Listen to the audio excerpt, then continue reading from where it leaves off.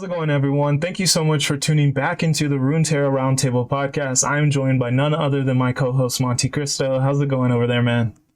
Hey, Optima, I'm doing well. Thank you so much much for asking. I'm really excited to get into today's show. We got a lot to talk about. There's a lot going on in the world of Runeterra right now. There's the roadmap. We had some competitive events recently with the RuneterraLife Showdown number 4 happening just last weekend and the charity event happening this weekend.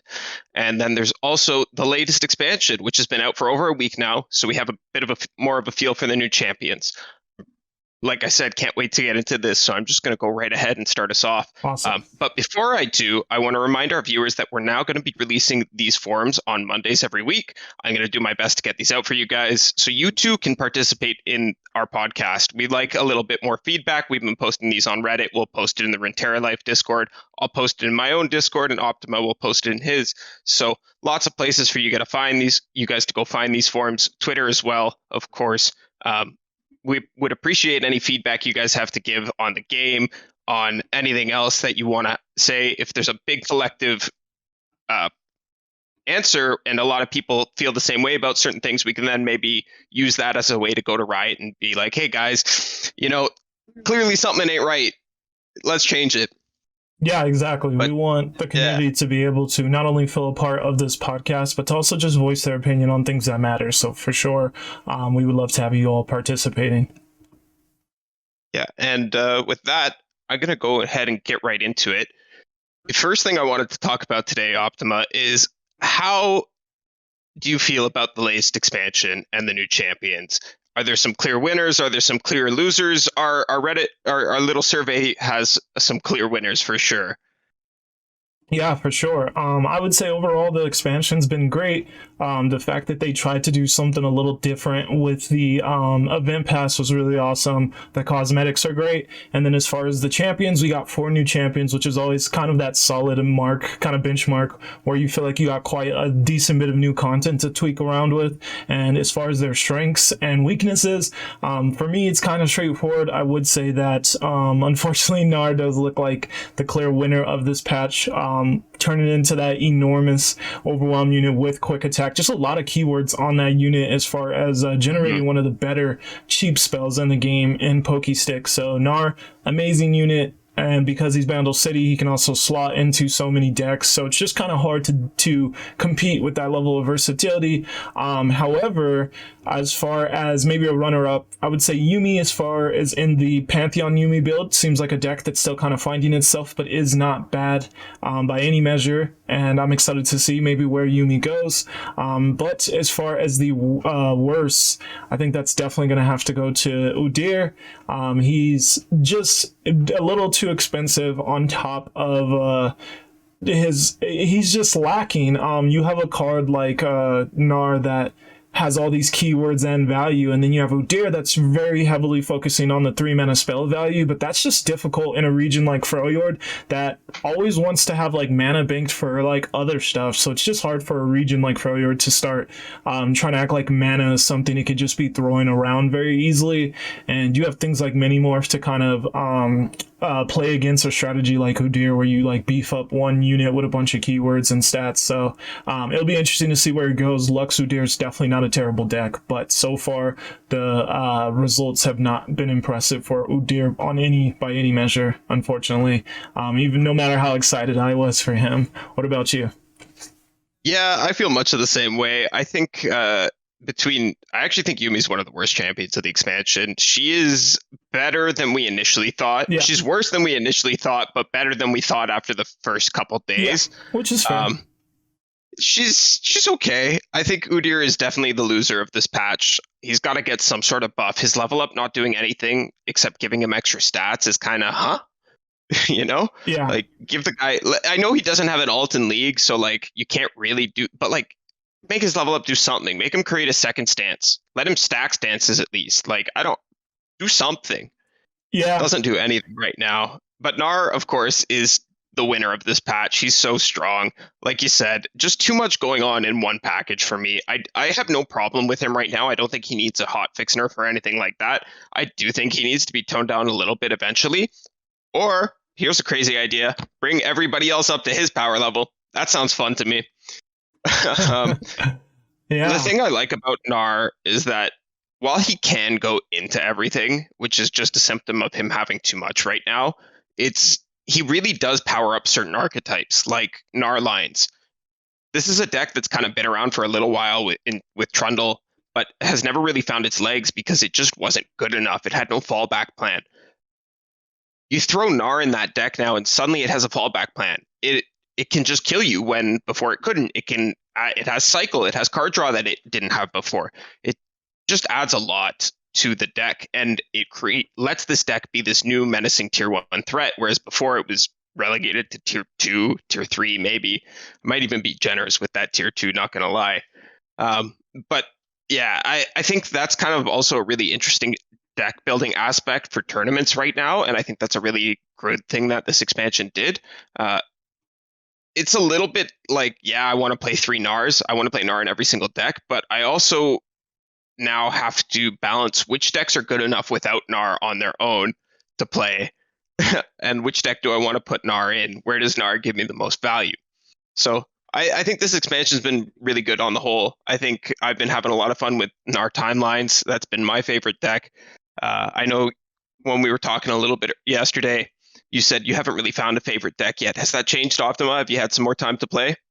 Just a little bit, nothing too crazy. And I would say, yeah, Gnar is finally clicking for me. I am also enjoying Gnar, just pretty much in more aggro-based decks, and I'm generally not someone whose first deck that they go for is aggro, but eventually I'll get around there if I think there's some good options out there, and there is the Gnar Ziggs deck that has been doing okay, and even the Swain Gnar deck isn't necessarily aggro fully because it can control the game quite a bit too, but it does also try to apply the pressure through the Nexus pings and then kind of activate its units and get those strong transform effects through that. So it is applying a lot of pressure offensively. So yeah, I would say both of those decks have been kind of fun. I'm kind of high on Scorch Earth in this meta, so in a tournament lineup I may bring like a Swain Gnar deck just so I can run Scorch Earth.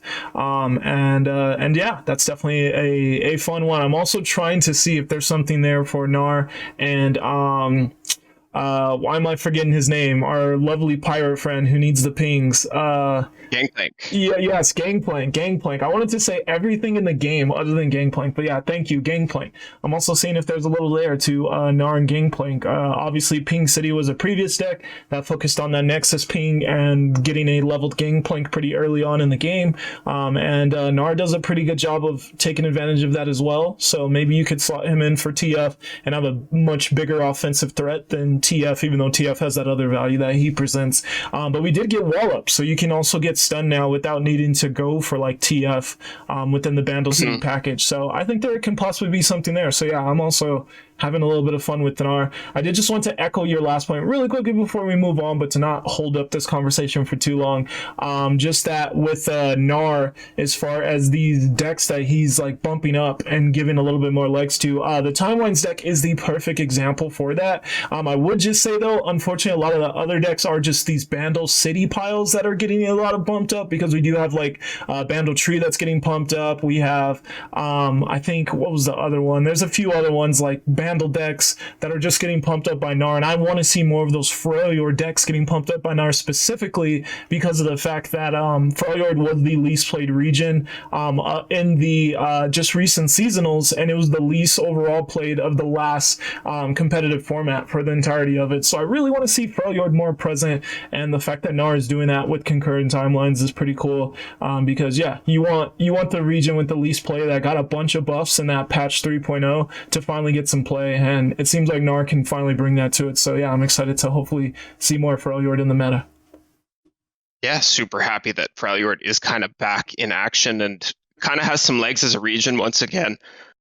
Speaking of regions, though, the next topic I wanted to get into here is the original question, because we had set this up to be before the roadmap was released, was now with all 10 regions having been implemented into the game, how do you think future expansions are going to be handled? Well, that was answered with the roadmap. we're getting just individual champion expansions going forward. So the same way they've kind of given us stuff like Jace and Viego just as champion blocks with little pieces, that'll be what we're getting every couple months. The idea is to have a patch and then an expansion and then a patch and then an expansion and then just the cyclical nature. That's what Riot wants to do going forward. And additionally, we're getting Runeterra champions, which are super, super cool in my opinion. They kind of have their own region. They have no region, so you can play them. The way it's going to work is you get to pick one region, basically. So I can play Demacia and I can play Jhin. Jhin is the first Runeterra champion that we got. And Jhin's region is then every unit that has a skill. That is Jhin's region. So you can play Demacia spells, you can play anything in Demacia, plus any other unit that has a skill, sorry, not a skin. We don't have unit skins yet. That's maybe future monetization. But I think this is really, really cool. I think it opens up a lot of deck building avenues. I'm really excited for these kinds of champions to make a splash in the game and change the game in a fundamental way.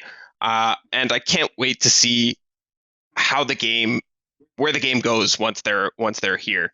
How do you feel about these champions on this new release schedule, Optima? Release schedule is great. I like the idea of us having these champion focused releases because especially when you compile that with this new creative way of going about champions so that the game still stays fresh. Since we didn't really get any information on rotation, we know that they probably were thinking about something like this in order to keep the game fresh without having to fall back on rotation. So yeah, I like the idea of doing something different and creative. Definitely wasn't expected, and I like being surprised. Surprises are always fun when it comes to games. Video games allow us to be creative, so I love creative style stuff, and that's exactly what this Runeterra Champions thing is going to bring to the game. Deck building is going to be really fun, and you can just get really creative with what synergies you're able to find. So it should make for a great amount of just kind of complexity to keep people intrigued with the game, and that's exactly what you want to see. Was the roadmap lacking in some other areas? We'll get to that, but as far as the content that's to come, I am definitely excited about that. Yeah, I actually want to just get into the roadmap next because I think it'll make for a better flow, even though it departs from the way we've done this already. But the roadmap also brought us a couple other things here. It would namely the announcement that the seasonal championship broadcasts are no longer going to be Riot sponsored. Riot is no longer doing this. The reasoning behind this was so they can put all their focus into Worlds. I don't know what that means. If I had to guess, it would mean that they're no longer going to outsource the Worlds qualifiers. They're going to maybe do something like that. And beyond that, they confirmed that there will be a Worlds, and they said the qualification is basically the exact same as it was before. No changes. You're going to qualify through seasonal points. You're going to qualify through the World Qualifier tournaments, and you're going to qualify through ladder. I would imagine and I would hope that with them pulling the seasonal broadcasts that they're going to in-house those World Qualifier tournaments and that they'll do broadcasts for those. Hopefully they'll make those bigger. Fingers crossed. I'm on some copium, I know. Optima, how did you feel about this stuff? All of that information, I'm definitely trying to stay as optimistic as possible because at the end of the day, Legends of Runeterra is a game that I just enjoy an immense amount.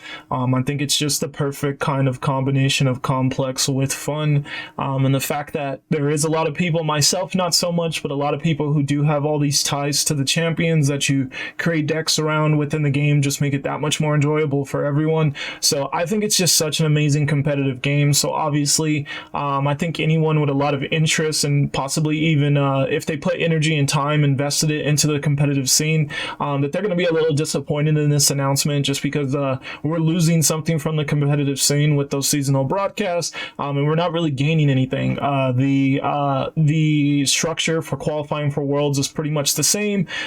We were told that a lot of focus is going to go into PvE, so that also means probably less focus on competitive stuff as far as on the dev side with that.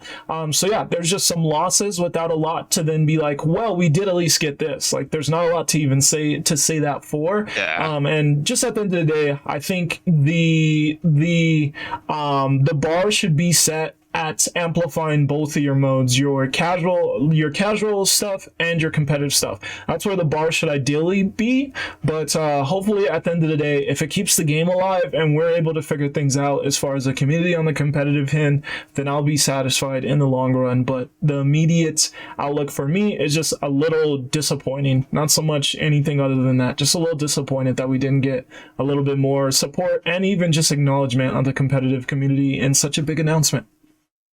Yeah, I have to mirror that sentiment. I think it was a little disappointing. I didn't really expect much else from the roadmap, and I am holding out hope that they're going to release a future competitive update similar to how they did before announcing Worlds last year. Me too. But you know what? Like I said, I'm on some copium right now. They've kind of shown us that competitive lore is dead. Though, to be honest, competitive lore was never really a thing. I hate to say it, but it wasn't. If you thought there was a competitive lore, like the scene is here, there's grassroots tournaments, great, but like there was no competitive LOR. There was never like a league or a team. Like there's team leagues, but those are small grassroots stuff. And I'm not trying to discredit people playing in those because they were fantastic and a lot of fun. I played in them myself. Competitive lore was never really here in the same sense. Competitive Smash is here. Competitive League of Legends is here. It's still growing, and I still think that there's potential that Riot will come back to it when they're ready to, when the scene is bigger and more well-developed behind the scenes, and the grassroots scene is, like the grassroots organizers are more organized and bigger and better, and there's more money here for Riot to then say, okay, we'll come and take control of this again. They'll come back when it makes sense for them to do so. And that's kind of always been the case with the competitive scene, at least in my opinion. Yes, so absolutely. I just wanted to follow that up and just say that we just, unfortunately, they just don't give us a lot of information when they make these decisions, so we don't know why. And that would just help so much if we had a why, because maybe it's the fact that COVID is still a huge reality and they want to start doing in real life events, because as I know, I actually follow the Smash scene quite closely because it's just a competitive game I really enjoy. And trying to exist inside of this COVID world has been so hard for them because they have these huge in real life events that require just people being all together, and obviously that's just not as feasible right now with COVID, and they're still trying to tackle that, and maybe that's just something Runeterra doesn't feel like tackling, and they do eventually want in real life events. So like, let's focus on the PvE mode that does not require in real life anything, and we can still give the best experience there until all that's kind of sorted out a little bit more, and then they can revisit it. But that's just information they didn't give us. We don't know what the reasoning is why that they're putting so much more focus into the PvE. Maybe it is manpower, maybe it is just their dev team and the people in the back end. But if that's a thing, it would also just be good to know. Whether some people would like to hear that or not may not be, that's a different discussion. But I personally just like clarity. I like to know clearly why big decisions are being made. And I do think there's a lot of people who have put a lot of time and energy into this competitive game to where they should feel obligated to give them at least just a little bit more information on the inside stuff as far as like why we made this choice, why it makes sense to us, and how we plan to navigate the future, especially Worlds. Like, let us know what making Worlds a better production and making it just the best it could be. What does that entail? What does that look like? I would love to know. It could get us more excited for Worlds, and even then make players feel better about their current investment in Runeterra. So just things I would like to see.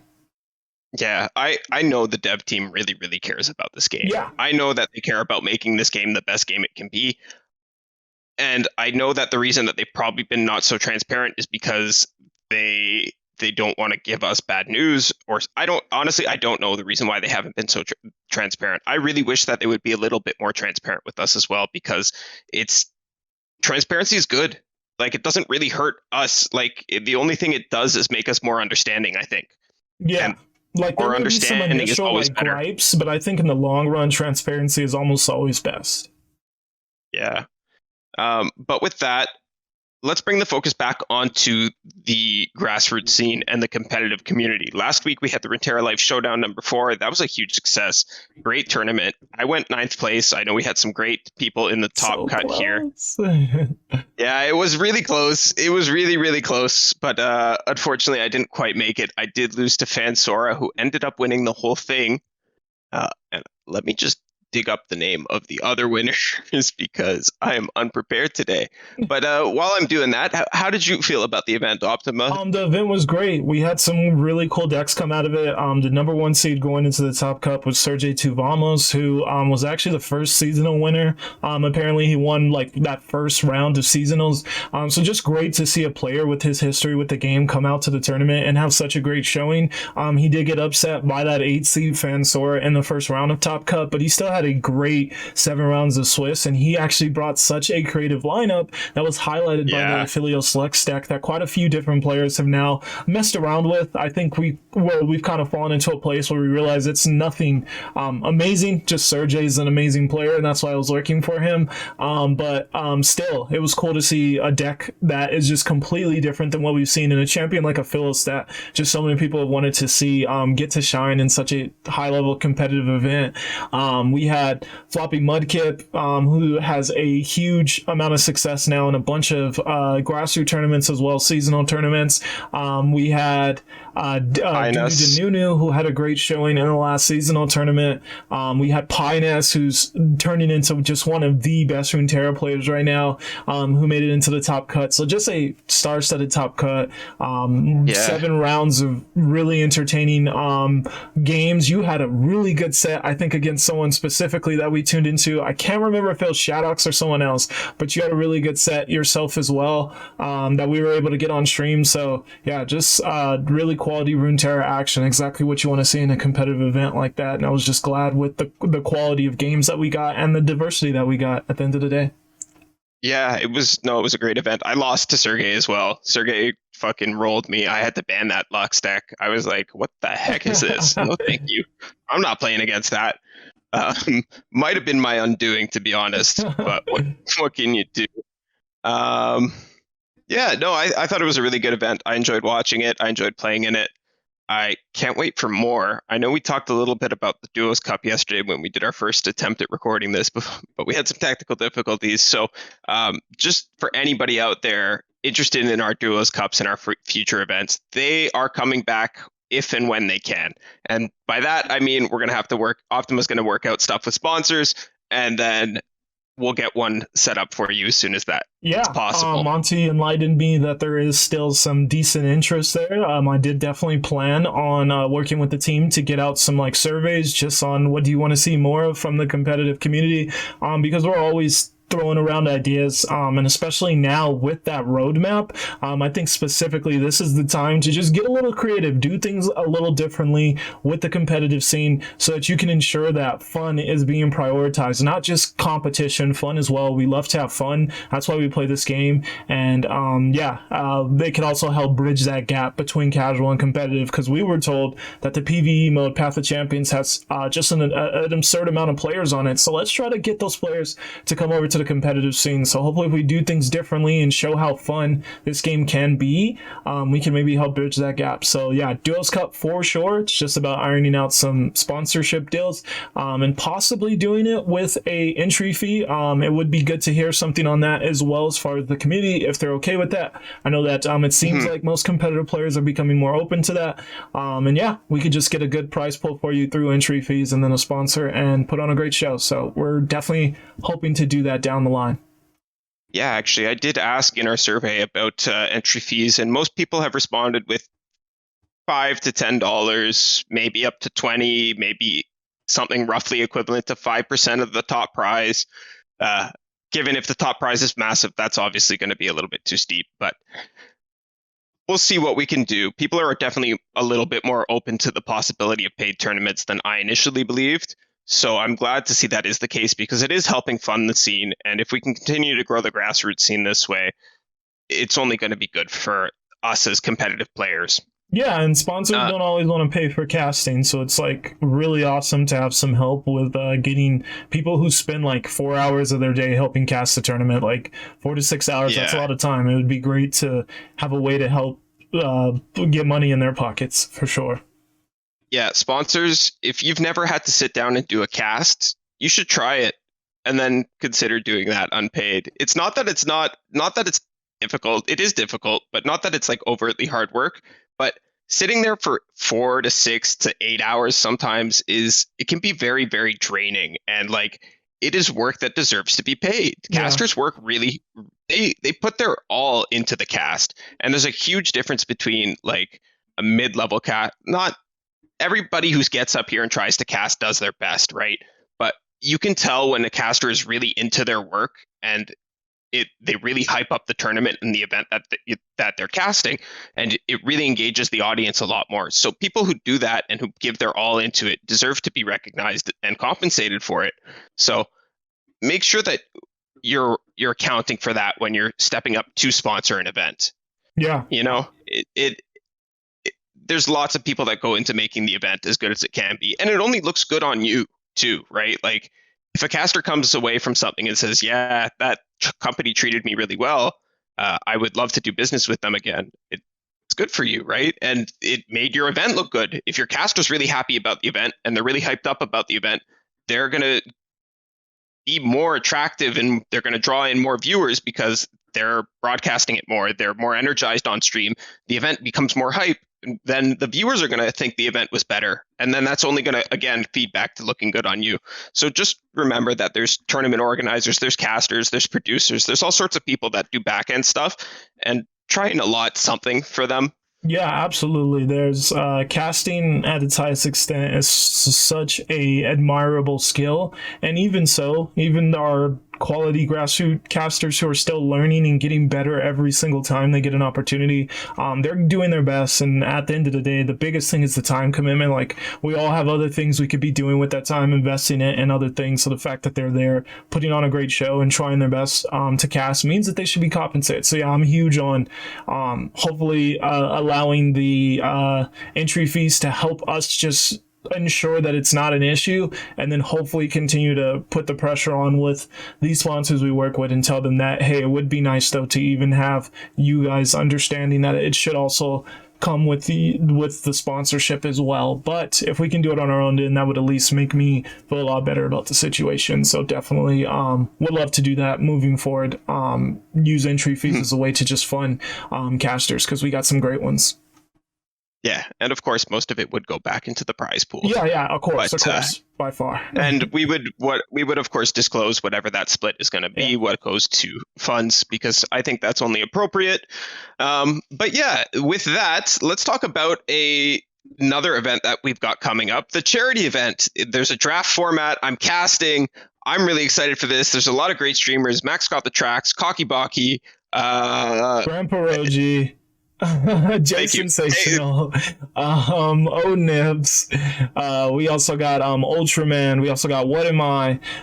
We got a really solid lineup of streamers. Jay Tamanga. There's just a bunch of people who thankfully came out, got involved in this event, and who hopefully are all going to be a part of a very fun, creative style of tournament. We've never really, at least to my knowledge, I did not start in the scene exactly when the game came out on release day, but to my knowledge, there's never really been a draft style event where you're drafting champions and putting them in decks and building decks and coming back and competing. So it's just a different take on still keeping things in that competitive realm, which we all like. This game is just so entertaining at its highest competitiveness. So doing it in a creative way is just so cool. And also doing it for charity. The fact that we're able to use video games are just very fun hobby that we all love.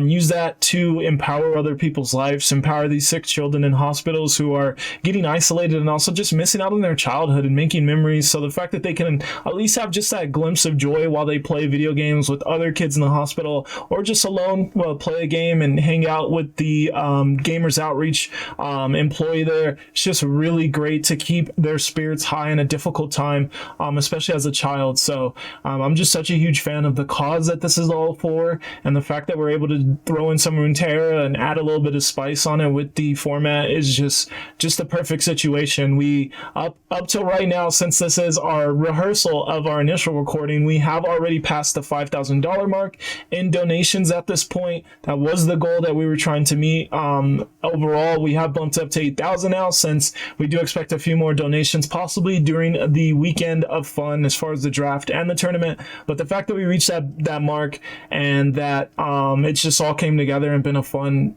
events so far, and we still haven't even got to the draft and tournament. It's just really great. So shout out to the Runeterra community, everyone who's gotten involved, the streamers competing. And if you guys want to watch it, you can go over to the RuneterraLife Twitch channel, get followed up over there. There will be links and descriptions to all of that stuff. And just ensure that you're there at 12 p.m. EST tomorrow and on Sunday, so that you don't miss out on those official broadcasts, so you can watch the tournament. So, because it should be really fun. It's just such a different thing. So I'm very excited. Yeah, I'm really excited to cast it as well, and I just want to reiterate a huge thank you to everybody who did donate and anybody who's going to donate after hearing this. It is such a great organization to help support kids who are isolated in hospitals. I've been in a hospital myself after my surgery for my back. I had a book for myself because I was a little bit older, but as a child who has been in and out of hospitals frequently, it is nice to have a machine there available to you to just kind of take your mind away from everything that's going on in your life and just let you focus on something distant, you know? So it was a wonderful, wonderful organization, and I really appreciate each and every one of you who came out and supported this.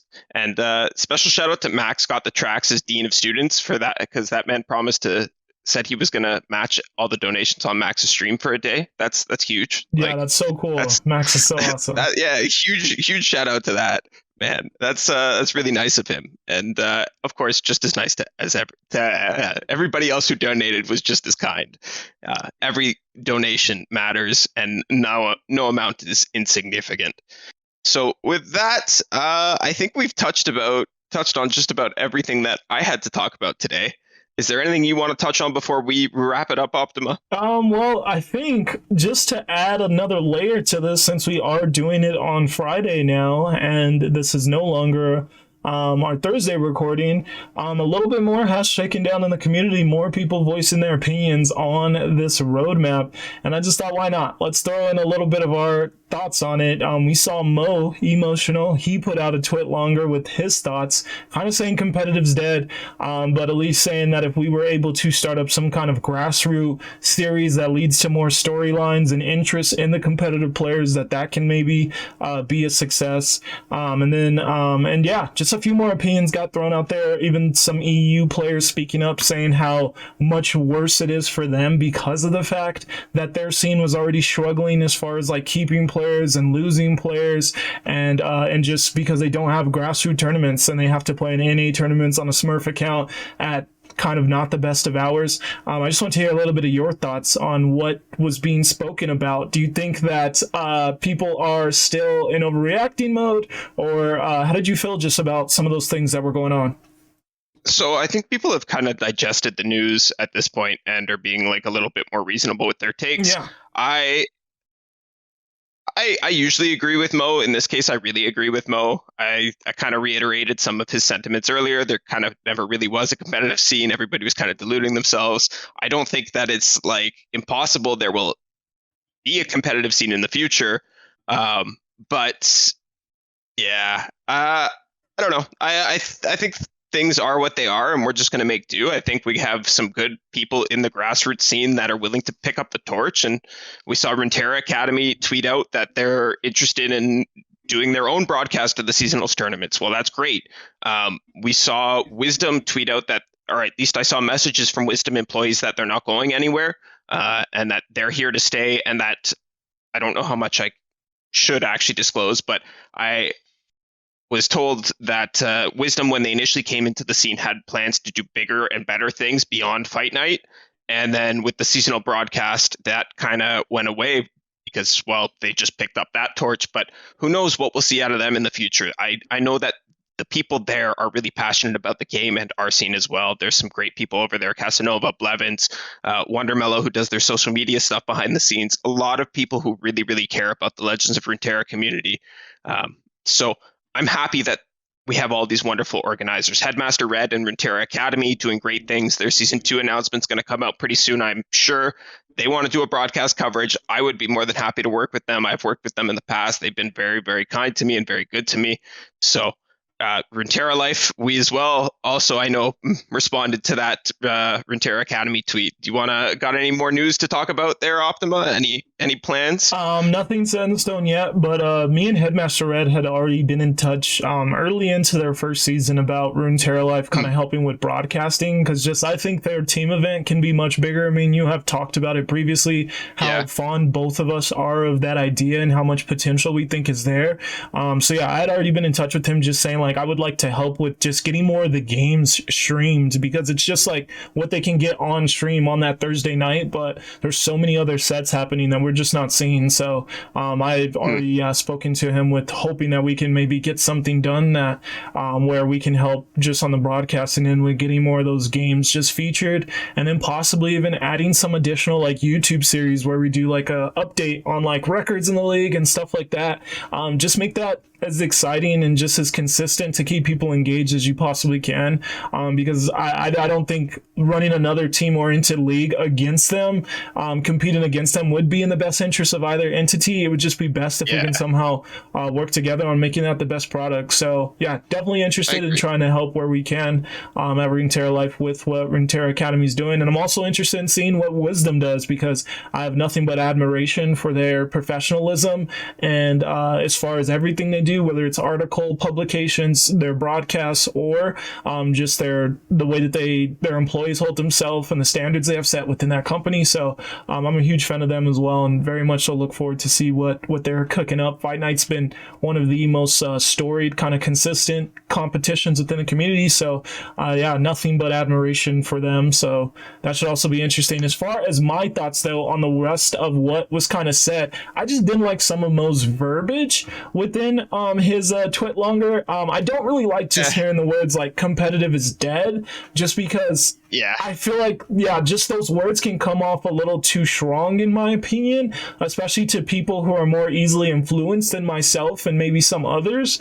I think that's very strong language to use, and it could be a huge deterrent to getting people involved. So to then be like competitive's dead, but here's a cool series to do, almost kind of contradicts each other, because then it's like, why would anyone invest that time when you just said competitive's dead though? So it's just like, I think the verbiage could have been cleaned up a little bit, especially with him being just the creator of his size and how influential we know these creators can be on the player base. I think it's just very important to be very selective with the words you use, and saying competitive's dead can just be a huge deterrent for players who wanted to potentially get involved, and then they see their favorite streamer saying it's dead, and it's like, oh, okay, guess I won't spend any time getting involved in the competitive scene. So I would just say watch the way you word things, but overall most of his points were very logical and made a lot of sense, and I just understood where he was coming from. That the main point was that you can't really become a professional LOR player, and that's been very true since the beginning. There's no debating that. So that point was very fair, and I like that he threw in at least some ideas on what he wants to see from the grassroots scene, because I think we don't talk about that enough. Competitive players need to voice what they want to see from the grassroots scene, so that then the people within the grassroots scene trying to organize events can try their best to meet those expectations. So everyone who's listening, if you're a competitive player, always feel free to just voice your thoughts on what exactly you want to see, because that's the only way anyone's going to know what to bring forth for the community. So I definitely enjoy seeing that, and I hope more people speak up on how exactly they think we can now navigate things as a community. Yeah, absolutely. I think people should definitely speak up more about what they want to see from tournaments and what they expect out of tournaments. Otherwise, like you said, you can't know what to do. I have nothing more to say about everything that's gone on in the world of Runeterra. I'm kind of all talked out at this point. So I just want to once again thank all of you for listening right through to the end. I hope you enjoyed the podcast. We'll be back next week with another one, most likely. There will be a form going out on Monday. Keep an eye out for that if you want to participate. We'll try and be a little bit more structured next week and be a little bit more organized, so that way we can actually get some of your responses a little more incorporated into the podcast. With this being the second recording that we had to do, it was a little bit difficult to kind of go back. I'm a little bit burnt out from doing this twice, so was more trying to get everything out in a concise manner today. We will be using the forums in the future, though, and these responses do give us good feedback, especially in regards to stuff like buy-ins and tournament ideas. So we'll be sending them out nonetheless, and we hope you continue to participate in them. Yeah, anyone who watched to this point, you're the real MVP. And yeah, definitely look out for the forums on Monday. We'll probably get you next week's episode just a little later, though, so it doesn't overlap too much with this one. And then we should be back on a better schedule with the episodes coming out sooner, starting with the following week after that. So yeah, just be on the lookout. Obviously, you know how things can arise, so we're just dealing with the punches as they roll. Thank you so much, Monty, for being willing to just kind of re-record and get this done. Really appreciate your patience with everything.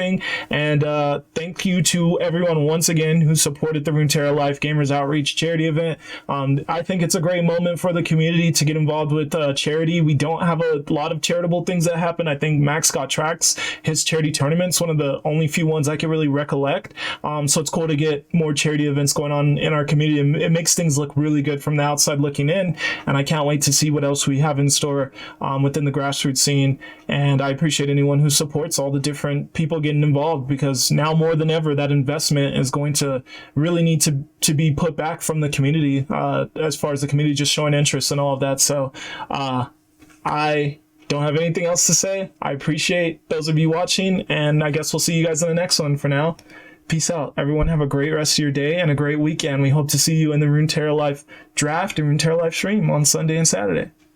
Links in the description. Bye, guys. Bye. Bye. Be sure to like and subscribe. Oh, yeah, do that like, thing. subscribe, That's and all that important. stuff. You guys know that, though. If you didn't know that, I don't know what you're doing. This is YouTube. Like, subscribe, and also comment. We love comments. The algorithm does too. So please, thank you. We respond to comments too.